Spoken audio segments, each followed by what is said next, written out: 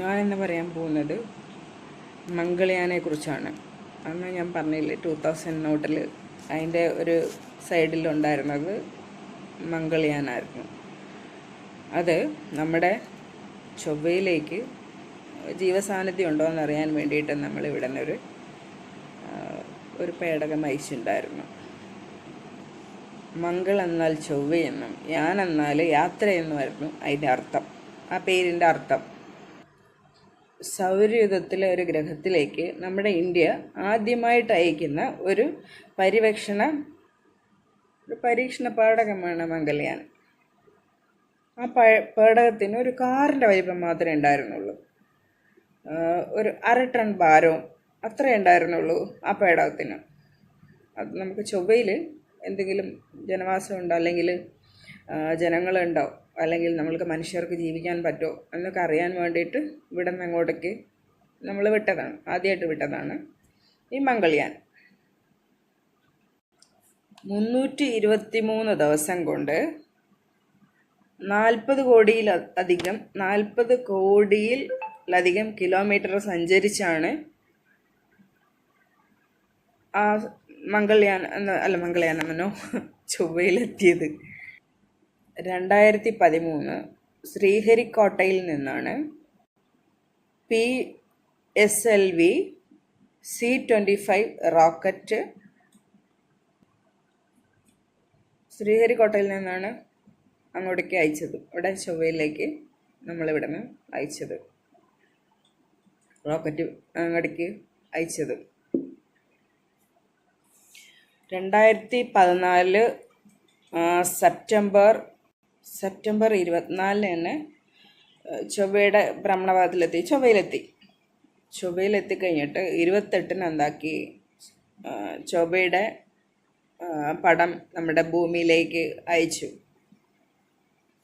അതോടുകൂടി ഭൂമിയിലേക്ക് അയച്ചതോടുകൂടി ചൊവ്വേൻ്റെ പടം ഭൂമിയിലേക്ക് അയച്ചു കൊടുത്തതോടുകൂടി അതിൻ്റെ പ്രവർത്തനം നിലച്ചു. ഇന്ധനം തീർന്നെന്ന് പറയപ്പെടുന്നുണ്ട്. അതിനെക്കുറിച്ച് അറിയില്ല. ഇന്ധനം തീർന്നു, അതോടുകൂടി അതിൻ്റെ പ്രവർത്തനം നിലച്ചു എന്നാണ് പറയപ്പെടുന്നത്. പിന്നെ ആ പേടകം വീണ്ടെടുക്കാനും പറ്റിയിട്ടില്ല.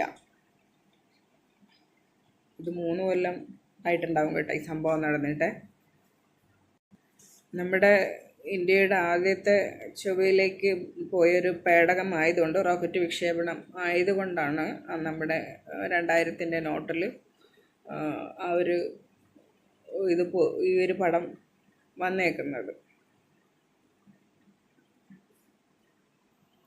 അതിനുശേഷം മംഗൾയാൻ 2 രണ്ടാമത് ഒന്നുകൂടെ ഇന്ത്യയിൽ നിന്ന് വർഷങ്ങൾക്ക് ശേഷം അവർ വീണ്ടും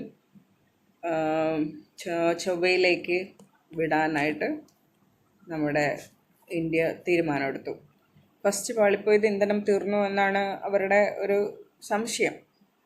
അതുകൊണ്ട് കുറച്ചുകൂടെ ടെക്നോളജി കുറച്ചുകൂടെ വളരുമ്പോൾ കുറച്ചുകൂടെ അത് ഇന്ധനം നിലയ്ക്കാതിരിക്കാനുള്ള ഒക്കെ മൊത്തത്തിലുള്ള അത് എത്രത്തോളം നിൽക്കുക അത്രത്തോളം നമുക്ക് അവിടെ നിന്നുള്ള കാര്യങ്ങൾ കണ്ടുപിടിക്കാൻ പറ്റുമല്ലോ. അതുകൊണ്ട് രണ്ടാമതും ഒന്നുകൂടെ അയക്കാനായിട്ട് അവർ തീരുമാനിച്ചു.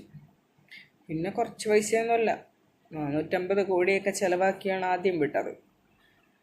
അപ്പോൾ അടുത്തതിന് ചിലവാകുന്നത് എത്രയാണെന്നൊന്നും അറിയില്ല. എന്തായാലും പറയപ്പെടുന്ന 380 അങ്ങനെയുണ്ട്, 10 എന്തായാലും അതിനടുപ്പിച്ച് തന്നെ വരും കോടികൾ. ചിലപ്പോൾ അതിൽ കൂടുതൽ വരാനേ ചാൻസ് ഉള്ളൂ എന്നാണ് എൻ്റെ ഒരു ഇത്. തൽക്കാലം നിങ്ങൾ ഇത്രയൊക്കെ അറിഞ്ഞാൽ മതി. അപ്പോൾ ഇതാണ് കാരണം, കുട്ടികൾ ഇത് ഒരുപാട് പേര് കാണുന്നുണ്ട്. ഇതാണ് കേട്ടോ മംഗൾയാൻ, വേറെ ഒന്നല്ല കേട്ടോ. അപ്പോൾ ആരെയും ചോദിച്ചു കഴിഞ്ഞാൽ വേറെ ഒന്നും പറയരുത്. ചൊവ്വയിലേക്ക് വിട്ട കുഞ്ഞു പേടകം. ചൊവ്വയിൽ ആളുണ്ടോയെന്ന് അറിയണ്ടേ, നമുക്കൊക്കെ പോണ്ടേ.